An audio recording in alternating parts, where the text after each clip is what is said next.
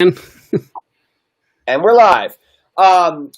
We are talking about creativity in your emails. And, you could talk about writer's block with this topic. We could talk about why some people write consistently boring, lame emails that don't make any money and then come to the conclusion that email doesn't work. The question is, how do you inject creativity into your copy, into your mind, into your writing? How do you come up with awesome, creative, interesting, off-the-wall, funky, emotionally connected ideas that your people will respond to? And there's so many different ways to do this. And it is not about email, I want to point out.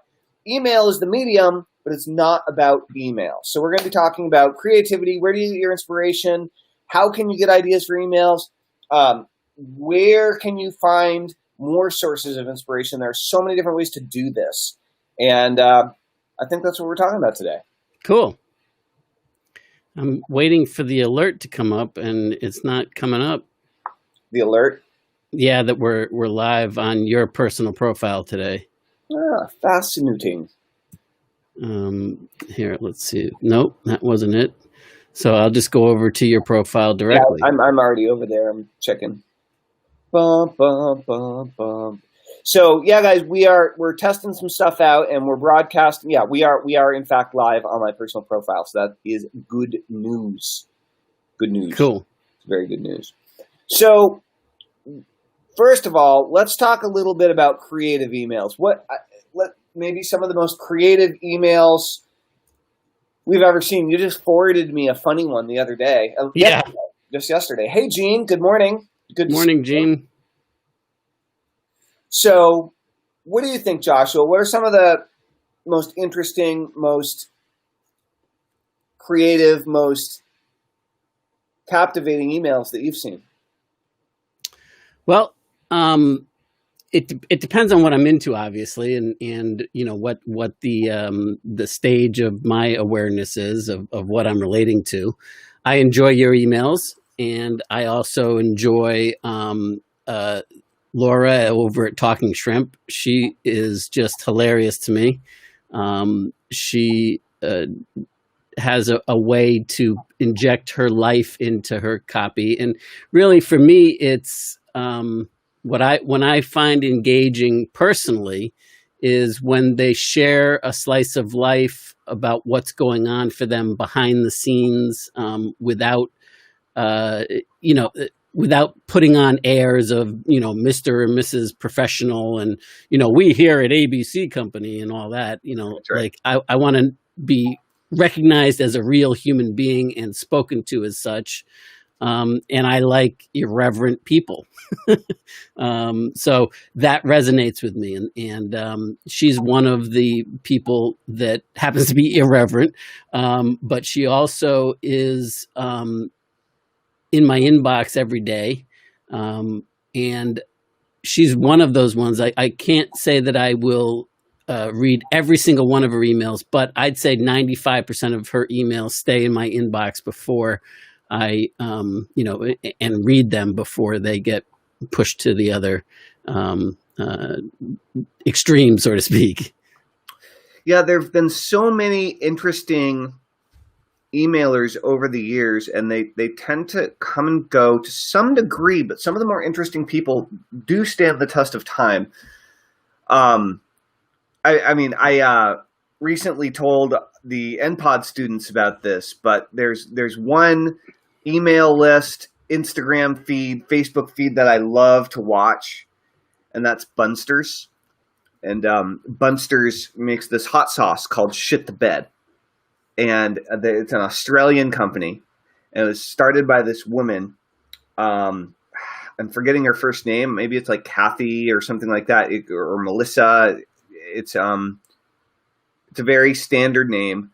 And she looks like a pretty normal person. It's kind of brunette, Australian, Caucasian, but she's extremely irreverent. And she calls her hot sauce Shit the Bed. She has this whole line of hot sauces, and she is the best marketed hot sauce in the industry. but she sends out emails on a regular basis, and all of her fans will send in like lewd pictures of food with like hot, it looks very questionable in its display, and lots of obscene sausage pictures and things. It's great. And she's just incredibly funny. So that's a funny list to be on. I mean, on the far, not other end of the spectrum, but still equally as entertaining in a different way, of course, is Matt Fury's list. Matt Fury still writes awesome emails. Yep. He's been in the game for a super long time, and yep. He may even have been like the creator of the email a day, email every day kind of an attitude. He may have been at the early end of that spectrum. Well, he definitely is, from the standpoint of longevity, and definitely is in the standpoint of being real in his emails. Right. What you see is what you get. At least, so I've never worked with him personally, but I get the feeling from his emails that he's the same in them as he is in right. real life. Right. Gene asked a really good question that you and I may have different answers to. Do you want to put it up, or do you? I think it's a great. Yeah, I just threw it up there. It's a great question. So it says, Gene says, so do you have to just start sending regular emails to see what they resonate with? So before we answer this question, Gene, I want to clarify your meaning of the word regular so that I understand what you really mean. Do you mean sending normal emails? Do you mean sending emails consistently? What do you mean by the word regular? I just want to make sure that I'm actually answering the question you're asking. So try to explain what you mean by the word regular, or restating the question if you can. We'll try to answer it in the meantime. And the term regular for you, what does that mean? I'm assuming that regular, the way I read it to be, but now I'm questioning it. But the way that I took it to be was like on a continuous basis. Frequently. Frequently, right? Yeah. So if it is frequency, what I would also like to know, what is your frequency rate that you're asking about? Right. So you want to answer this first? Sure. Hit it. I'm a big fan of consistent scheduled emails every other day. Okay, cool. Okay, great. So we're on the same page. I'm a fan of being who you are and letting that resonate with the people, right? Rather than mold yourself into something else so that you appeal to them and that they then come to you, that you turn yourself inside out. I'm not a fan of that. However, having said that, like in the context of what we're doing now in these live streams, here's an example. Like in the context of who Telman and I are, and we're staying true to who we are, but we're trying to serve our audience in the best way in that way as well. And so we're testing different approaches. We're testing different technologies so that we can, reach our audience that we are hoping to serve and make an impact on a regular basis, and having that kind of interactivity, so to speak. So from there, yes, I would like if you get somebody to respond to something that you like, that you're sharing with them, that's an engagement tool, and that seems to resonate with more than just one person. Don't assume just because one person says that was brilliant that everybody's going to agree with him or her, but it's an indication that you should test the waters with something similar and, continue to something that you build things backwards. One of the things that I am a fan of is seeing where people are and using email as the communication medium and posing reasons for them to want to email you back, whatever the reason is. And one of my big things that I enjoy doing is recognition, just mentioning whether I agree or disagree. If I get an email from somebody, I like to praise them. I like to give them recognition and talk about who they are and what they had to say, not going against any privacy concerns, obviously, but I want to give them props, whether I agree, disagree, or whether it's on topic, off topic, because I know that the more people that see their name in print and the more people that see their fellow subscribers' names in print, they will want to be recognized as well, and that will increase the responsiveness there. So that's my long-winded answer.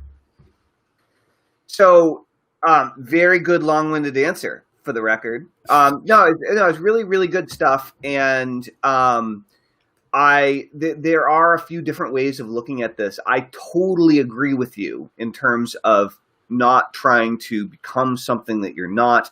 But I'm also a big fan with pushing yourself outside of your comfort zone and acquiring new skills, even if they make you feel uncomfortable. And sometimes it's hard to tell the difference between, am I just uncomfortable because I'm learning something new and I'm banging my head against a wall, or am I trying to pretend to be something that I'm not? And so, yeah, I didn't mean that at all.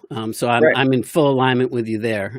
What I was just referring to, like trying to turn myself into something that everybody will like. Yeah. I learned long ago that, like, in junior high, maybe elementary school, I realized that just wasn't going to work out for me.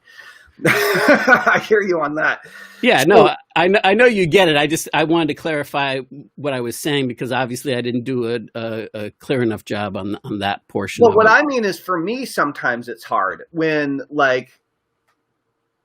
I'm working on something new, or I'm around a bunch of people that are totally different than me, or I'm in a different environment or a different community, a different place, and it can be difficult to be like, okay, I'm going outside of my comfort zone here, and I'm experiencing something new. I'm learning how to do something. I'm learning how to be a different way, versus I'm being a poser. I'm just trying to get people to like me, and sometimes that can get a little blurry, and it's important to keep yourself in check with that. Like, as you're practicing this stuff, because if you go on the other side of, outside of your moral, ethical standpoint, or you're just like, trying to be cool or whatever, good luck with that, Right. Good luck. You bring up a good point too. The part about, like, if you're trying new things and in that moment you really truly could be something different, and you're trying it on, and then you decide, you know what, this isn't me.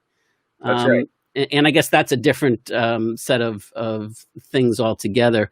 What I'm talking about is just telling people what they want to hear, just because it will make them more responsive or not. And, right. Worrying about, like, am I pleasing everybody on my list, which you can't do anyway. And Right. it's much more valuable to you to get somebody that doesn't truly get what you're about off your list. Right. So that because you're speaking to, Gary Halbert used to have a very not politically correct way of saying this, and I'll quote him, and then we can turn it into. But he said, "You're writing for the foxes. You're not writing for the dogs." That's right. And what he meant by that is that when he wrote his now world famous full page classified ad to get a new girlfriend, he talked about all the nuances that he did want, and he was very specific. And he didn't care about the people that would respond and be pissed off by it, because that's not who he wanted. Right. And so, like, the same thing applies here. It does. And quick shout out to a bunch of folks. Mark Robinson, good to see you. Joel Johnson, superhero name if I've ever heard one. Mark Kingston. Jeff Valentina Hughes. Valentina, hello. Ozer, nice to see you again, my friend. Josh Gale, what's up? Eric Stafford. Hey, Eric, how's it going, man? We're going to have to dive bomb your D&D game sometime, little guest D&D action. Phil Coble, hello. Michael Salventi, I think is how you say your name. Anyway, hello, everybody who's joining in from the various locations that you're joining in from. It's great to see you all. Let me see. Okay, couple things on email and frequency. Now, there's an ongoing debate that will probably go on forever about when people join your list and they start getting your autoresponder sequence, right? They start getting your automated emails, and if you're an NPOD student, then you've really put a lot of time, effort, and energy into building out your signature story. You've put time into figuring out everything that you're going to put out there. You've the stories about yourself, your background, the products and services you're selling. You're building this autoresponder sequence out. Maybe it's going to be for 2 weeks. Maybe it's going to be for 2 months. Heck, maybe it's going to be for 2 years. Whatever it is, the question is, that's going to go out and it's going to drip out over time to everybody that joins your list. So what are you going to do with your broadcasts in the meantime when you're sending out a broadcast boom out to everybody?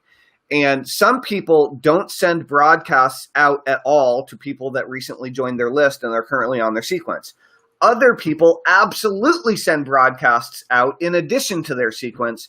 And some people have a sequence that goes out every day, and they still send a broadcast out every day to their list. And there's no one right or one wrong way to do this.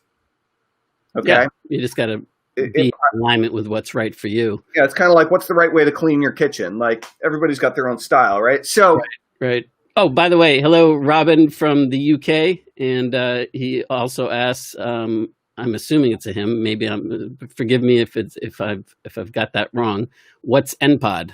You want to do that? You want me to? Good question. We'll circle around to what's NPOD in just 1 second. Simon Headley, hello. You need to get back on your videos, my friend. Big videos in 99 days. Tom Collins, you as well.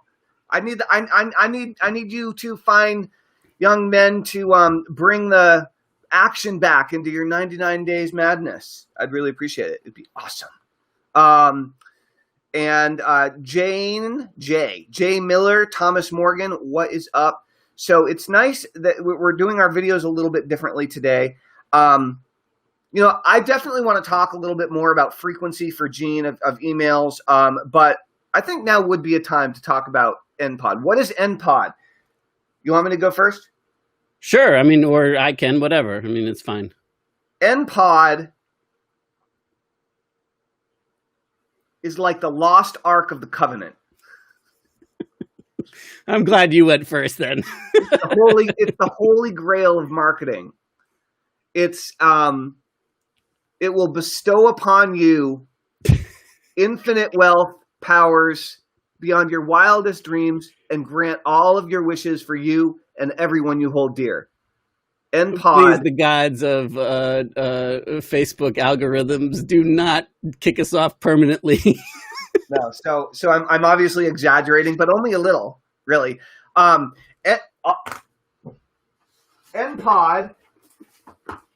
in one of its original earlier forms, I went through, and it's a system. It's a system and a process that Joshua Shafran. Joshua Shafran created. Now you know why I reverse my camera from time to time. Great. That Joshua so Shafran I can turn created. my head and actually look at you. I went through it in 2003. It was my first internet marketing home study course, and it taught me how to build my first $1 million business online. It gave me the kind of the foundational framework to not just like be chasing opportunities or like cloning somebody else's business in a box or doing a bunch of weird, shady, funky, uncool stuff. It basically gave me a way of creating businesses around my passions, my desires, and my interests. And I built $1 million business around it. And then I proceeded to use the principles in order to make millions and millions and millions and millions of dollars. Joshua and I have teamed up recently, and we are currently bringing on new NPOD clients and students, entrepreneurs, business owners, who are looking to start a new business online or to bring their existing business online or take their existing online business and blow it up with email marketing by building their audience and their platform. It is a comprehensive, principle-based process and system that as you go through it, you learn a piece and then you take action on it and you build it. And then you learn a piece and you take action on it and you build it. So it's kind of a learning by doing process versus an entirely mental, more academic style process. And anyway, if you've ever wanted to build a giant email list that wants to buy all your products and services, NPOD basically is the answer. If you're interested in hearing more about NPOD, just type NPOD into the comments and shoot Joshua or I a message or a private message and let us know you're interested in hearing more about NPod. We'll ask you some questions about what you have going on, and then we'll let you ask some questions about NPod. And if it makes sense, we can talk a little bit more. So just type NPO, and it stands for Net Profits on Demand, by the way. Net Profits on Demand is the acronym. What's your version of what is NPod, Joshua? Without all the hype and hoopla that you just said, it's a sum total of my experiences from 1999 through the end of 2002, where in that 3 to 4 year period, I did a little bit better than $50 million in gross revenues across 30, probably as many as 40 something different industries. And it's the sum total of those experiences that I put together. And I did it in what I thought was a unique way, because I have learning disabilities and I learn very differently. I didn't learn to talk till late. I didn't learn to walk until almost 2 years old. Walk, talk, the whole Megillah. And I just have a different, and I also didn't learn to read until I was almost 13 years old. There's a very different style by which I have to learn. And that's where the learn by doing stuff comes into play is, I got really frustrated when I was trying to figure this stuff out. And so, prior to 99 and 90, well, really 98, I tried a bunch of things and, got scared and didn't have success with it.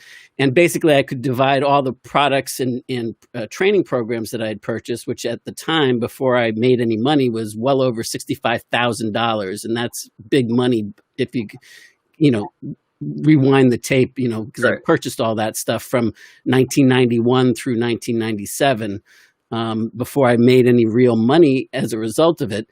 And I realized that I had to learn by doing. And so I took massive action.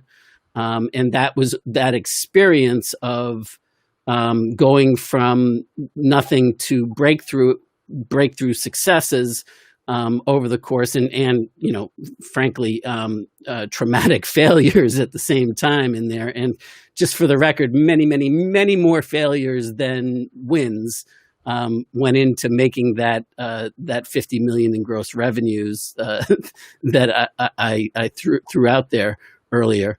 And so the learn by doing aspects, I had to learn by doing in the trenches, in the mud, the blood, and the flood of the unforgiving front lines of business, which is real. When you screw up there, real money's on the line, real mistakes are made. And I made whoppers of them. I mean, talk about like $1.2 million gone in the blink of an eye because of merchant account issues. Yes. Love that. Yeah. And those types of things. So what I wanted to do is give the same kind of experiential approach to the learn by doing aspects without the risk.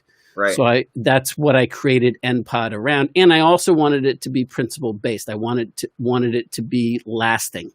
And so that's where, NPod started in 2003, was based on all of that. And, it's interesting because I took it off the market in 2009. So during that, what's that, a six year run? It basically sold as well on day one as it did on day 2009 when I shut it down. And then even more so when you convinced me temporarily to sell you my inventory so that you could resell it and also give it to your family and clients, which I did for the remaining inventory that I had left. And that wasn't until like 2011. Anyway, I'm now rambling. The point is that it's principle based, and it also forms around your specific vision, like Telman said earlier. It's not enough to be like you have to have a methodology of being able to implement and to see success, but see success on your terms according to what you want it to look like. and in a subject area that you truly have an interest in, that you're not just chasing the money, so to speak. Right. That's right. So it's but it is a complete system and not just updated, but completely rebuilt from the bottom up using all the same principles. We went through, redid all of the trainings for, to bring them all up to speed to now. You learn basics of traffic and how to get started driving traffic, how to choose your market, your tribe, your niche. It teaches you about copywriting, how to bond with your people, how to start thinking about funnels, how to start communicating and connecting with your people through community and or Facebook groups. You end up learning about live streaming. There are a lot of pieces to the puzzle that you learn about as you go through the process. So if you've ever wanted to really build a long-term sustainable business that is audience-based, you want to build a large following of people who want to buy the types of products and services that you want to offer, NPod might be interesting to you. So that is NPod. That's what we're talking about when we're throwing the NPod around. And that was the long infomercial version. That's right. Dude, we should totally, you know what we should do? I think we should, I think that we should do an infomercial. And I think we should go to some of the infomercial scripts that we know work and tweak them for Facebook Live and totally script out a crazy infomercial and go completely over the top with it. Like make it hilariously hypey. It'd be so good. It'd be so good. And get zero viewership. I don't know if we really went over the top with it on purpose and made it amusing, like like satire. I'm laughing actually about did you see, I'm sure you've seen it, Kenny Glickman's friend that did the nut bra long form TV commercial based on, like all these. Yeah. So are your nuts old and saggy? That's good. That's nice. And then he leans into the camera. Now the only thing busting my balls is my wife. That's right.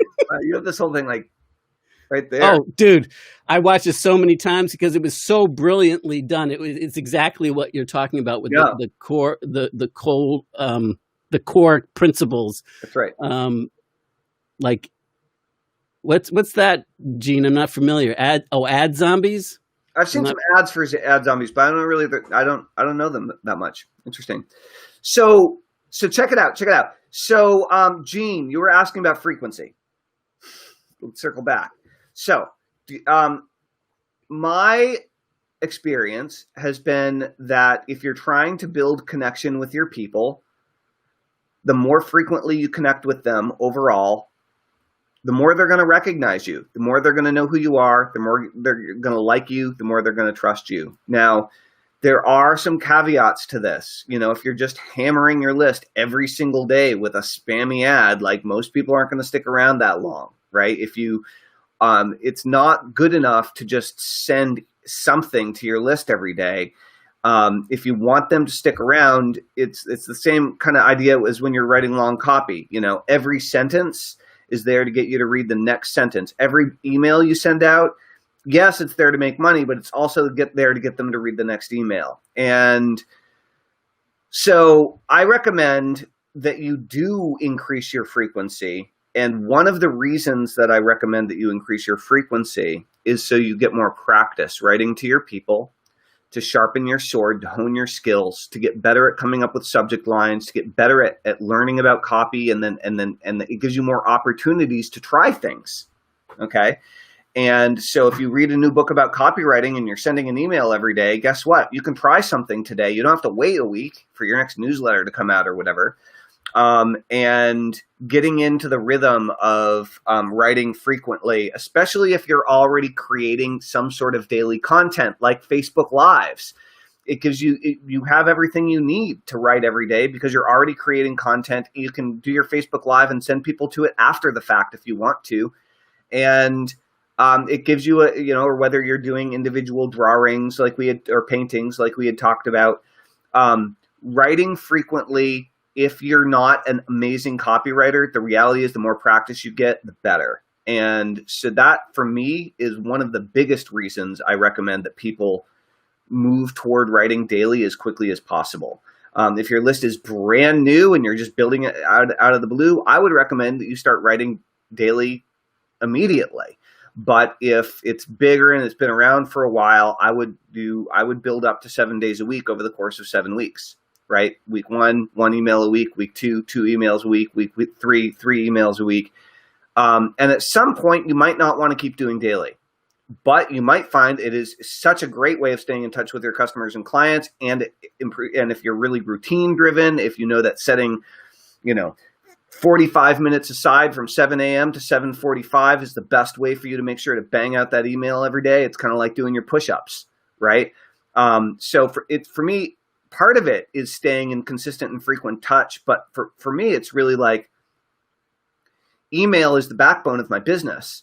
And if I write every day, I consistently get better. And if I don't write every day, I get rusty. Even after 17 years, I still get rusty. So that's my opinion. I recommend you write as frequently as possible. I agree wholeheartedly, especially with the point about getting rusty. You will find as you build momentum, the law of increase will take hold, and likewise the law of inertia if you fall backwards.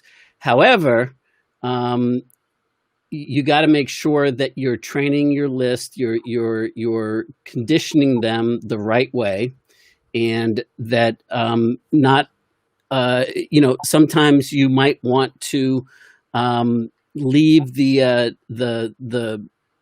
sometimes you might want to write every day, but not send it every day necessarily. That's right. So that you keep in the practice of doing that. And you will find, just like Telman was talking about, like if you have a big list that hasn't been used to daily communication from you, and then you all of a sudden shift it, that they don't know what to do because they've been conditioned, they've been trained to respond, and their expectations have grown to develop a certain way. And reprogramming them, those conditions, reprogramming those default type behaviors sometimes is hard. Because they have it written in stone, what they expect and what their behavior has come to be inside of your ecosystem. On your list, they behave a certain way, and on another list, they behave a totally other way because they interact with, each list owner separately, differently. So those are some considerations to factor in. The other thing that I am a big fan of is open loops and tension, and to do things, oftentimes tension can be built with time, like a delay of time, rather than being daily. So if they're now, this is the caveat that goes along with this, is the people have to be excited about it. They have to be engaged with it. They have to want what you're talking about. They have to enjoy the insights that you're giving them, and are on the edge of their seat waiting for the next one to come down the pike because you've teased them prior to.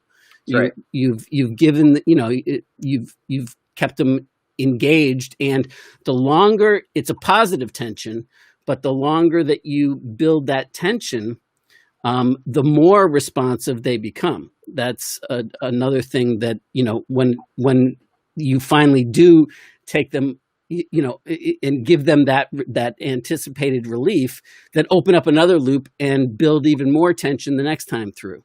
That's right. And not only is that not a manipulation, it actually is a warranted. Your people will thank you for doing it, because we love a good mystery. We want to know that, we want to be engaged. We enjoy that romance. When everything is just, wham, bam, thank you, ma'am, it's not, it's not fun anymore, right?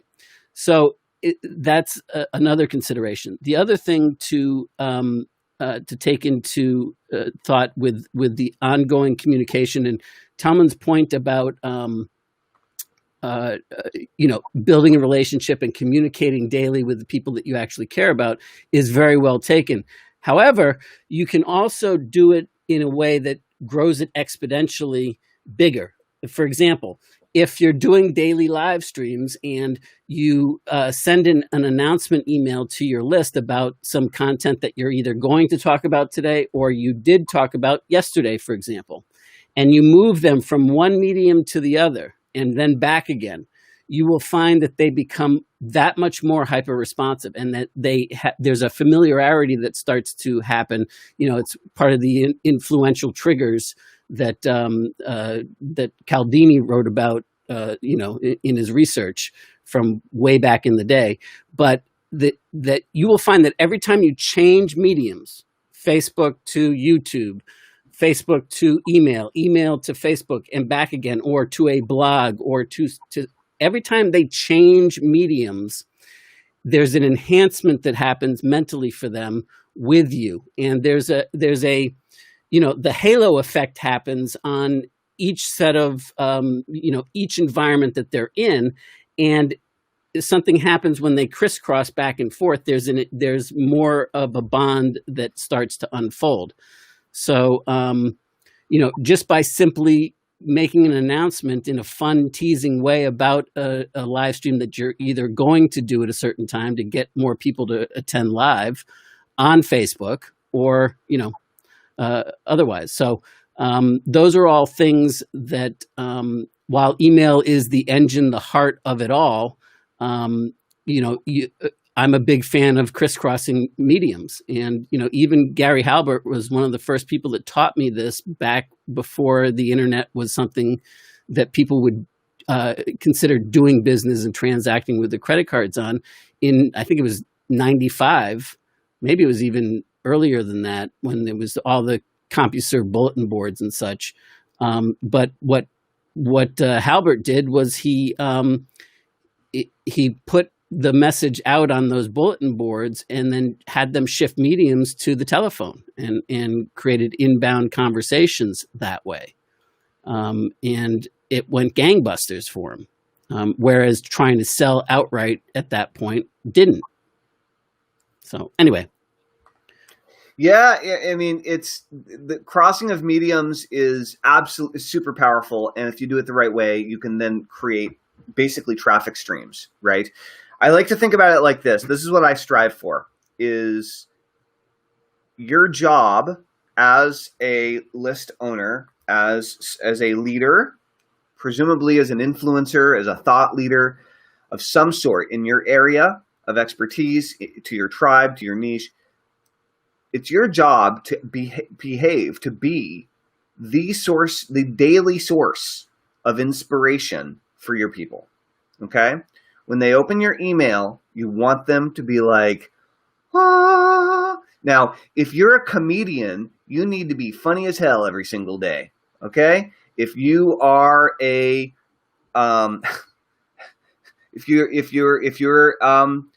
a preacher, a pastor, a minister, a priest, a rabbi, or anything else in any area of religion where you are leading people, okay, with like spiritually leading people, it's spiritual inspiration. Maybe you're funny too, but probably comedy is not your number one focus, right?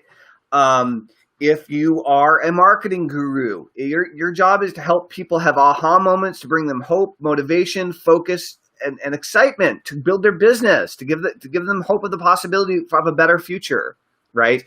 And the same is true in almost any area. If you're an artist, you're inspiring visually through your work, right? And again, if you're a hot sauce company owner, you have all sorts of options. One of them is being hilarious. So inspiration, the kind of inspiration that people on your list are looking for. And so if you start writing daily, or you work toward that, I completely agree with Joshua that if you get in the habit of writing daily, and then you decide, you know what, I'm gonna really build a super nice autoresponder sequence out for this particular product, or I'm gonna do a product launch, or I'm just gonna whatever is the reason that you're building a sequence out to sell a given product or service, or to bond or connect with your people in a certain way, or to launch a new Facebook group or whatever, that's fine. But you can spend some of that writing time every day writing those emails to build out that long-term asset, the autoresponder sequence, that can work for you in the background all day long. Whether or not you're sending a daily broadcast, you still can do this, right? Even if you are sending a daily broadcast, you can do that for half an hour, and then you can spend another half an hour writing an email to add on to one of your existing autoresponder sequences, right? So you can use that time and that habit of writing every day and sharpening your sword in order to not just make you money today, but make you money tomorrow and hopefully long into the future, right?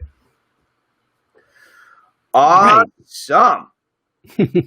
So, what other questions do you guys have about email marketing and creativity? I like to think about email as art. Personally, that's what's happened over the years is I've realized that email is my primary form of expression.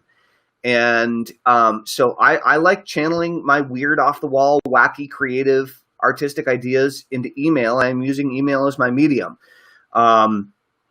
So if you like writing and you like creative writing in particular, email is a really good way to go. There's so many great things about it. And if you write emails that are inspiring enough and motivating enough and captivating enough, and you set them up the right way, people will share them. Okay. And you can have shared emails that cause list growth. So there are all sorts of cool things that you can get out of actually putting time, effort, and energy into making your emails a masterpiece in and of themselves. And I'm not saying spend your entire life working on one thing, but just make them valuable, make them good, so that people get something out of them, whether or not they buy your product or service, right? You want them to come away from every exchange with you feeling good about that exchange, regardless of whether they purchase or not. You want them to, the goal should be to enhance the relationship, regardless of whether they take the action that you've intended for them to take, if it's a money action or not. That you just want to serve them and they enjoy it. That's how, when Telman was talking about, like, when your email arrives, they get the, well, that's how you do it. And it's because they emotionally get like that, the endorphins released when they see it's coming from you. If you've done the job of giving them that kind of love or excitement in their life, where they're not getting that anyplace else in that, way, shape, or form. So if you have them come away feeling like their life was improved in some way, shape, or form. Now, I have good news for you on this, everyone, is that if you want to write more creative emails, you've probably taken copywriting courses in the past. You've probably taken $2,000 copywriting courses in the past. I have, and I love them. Me too. But copywriting courses can be expensive, the good ones. However, if you want to get better at writing like short stories, fiction, creative writing, you can do that for $39 on Udemy. Like, there's so many different options that you can, because creative writing it's not a high paid skill, but email marketing is. And so if you want to get better at writing creatively, go and pick up a cheap course on Udemy or one of the other platforms on just improving or buy a book on creative writing or a workbook on creative writing. And I think you'll find that ideas really start popping. Personally, I get tons of my ideas from cartoons. I've always been a cartoon fanatic. I like cartoons way more than any other type of visual entertainment. And when I watch cartoons, what I see are heroes' journey stories. I see mascots all over the place and characters that personify different ideas or principles that I'm going to create fictional email characters from. And I see these different interactions between characters. I see these challenges that they're trying to deal with, the emotions that come up in their interactions and conversations. And I write emails that are inspired by the cartoons that I watch, often with my kids. And but this has been the case since long before I had kids. So I'm not saying that cartoons have to be your source of inspiration, because if you hate cartoons, that's not going to do any good for you. If you love reading comic books, if you like watching. Well, the point is, to take away from this, is that Telman is going about his daily life, doing what he loves to do, and then inserting that into how he's building his business, how he's communicating with his list. Exactly. Yeah. And hey, if you vibe with cartoons, then use them as inspiration. But if you don't, use what you have around you. Like do the things that get your creative juices flowing, whether it's watching something, doing something, but engage in those things. And what happens to me is I have aha moments when I'm not expecting it of, oh, what a great email. I pull out my phone and I type in as much of the email as came to me in a flash. And sometimes if it's appropriate, I'll go to the bathroom or something and type the whole email up, just to capture it while it's fresh in my mind. 412, my brother. No, you know what I'm saying. This is like, if you need to, if you get a flash of inspiration, pull yourself away from the situation and capture as much of that as you can. Yes. That's very different than saying I'm going to run to the bathroom. It's a good way of escaping. It is. Or wherever else it works best for you. That's right. You can also use voice recorder on most phones in order to quickly capture an idea if you're driving or something. I often have cool ideas while I'm driving when I have no one else in the car and there's actually some That's downtime. Actually when I have my best ideas. I don't have to deal with anybody's inbound bullshit or whatever, and then all of a sudden, whoa, had time for actual smart thought, which is nice. But the other thing that will stimulate your creativity and your ability to write more frequently and more freely is practice. Again, the more you practice every day, the easier it's going to come to you. I guarantee it. For sure. So on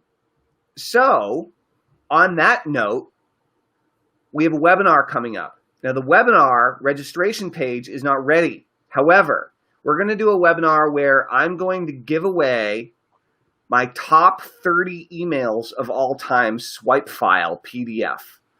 Top 30 emails of all time swipe file PDF. And I'll tell you what, a bunch of these things are gems and they're highly unused. A lot of them are super short. Unbelievably, I don't use a lot of these anymore because they're so effective. And I know that doesn't make sense, but I'm going to tell you what that means during the training. These emails are amazing. There's going to be some fictional emails included in there. And what's going to happen is you're going to be able to register for the training, get the PDF, and then I'm going to do a walkthrough of how to use the PDF in order to deploy these emails to your list and have the maximum possible impact in the shortest amount of time to generate more revenue with your email list using these amazing emails. So if you are interested in getting the PDF, and if you're interested in attending the training so you can see how to use the PDF, then type 150 emails into the comments below. 150 emails into the comments below, and send me a private message. Do both. Type 150 emails into the comments below and send me a private message, and I will send you a link later today to the registration page for that webinar. It's either going to be on Thursday or Friday. Joshua, you and I need to put our heads together on that at this point and figure out the best day, but it's going to be coming up this week. And I think you guys are going to like it a lot. So if you want to supercharge your email marketing, take it up to the next level, and get the top 30 emails of all time that we've ever deployed to our lists or given to our affiliates and partners to deploy to their lists, then I would love to share that with you. Just type 150 emails in the comments below. And be sure to send, if you're watching the rebroadcast of this at any point in time, send either Talman or myself the direct message so that we're sure to see that. And frankly, actually, since Talman's going to be setting up the page, you might want to just send it directly to Talman. That's right. All right. Send it. Send it. Send it. Do it. Right, guys. I think that's about it for today. There's so much creativity just waiting. I'll tell you one thing that I'm doing right now is I'm listening to Alice in Wonderland on audio, on Audible. There's so many cool things that you can do in order to spark your creativity while you're not writing. So just consider doing those things, listening to truly creative stuff during some of your free time. Highly encourage it. Yeah, I agree. Rock and roll! All right, everybody. I hope you have an absolutely awesome afternoon. Susan, I got your message, and I will shoot me a private message as well, and I'll give you a link later today. That's it for All now. right, guys. Thanks for everything, Tillman. Thanks for everything, Joshua. Over and See ya. out.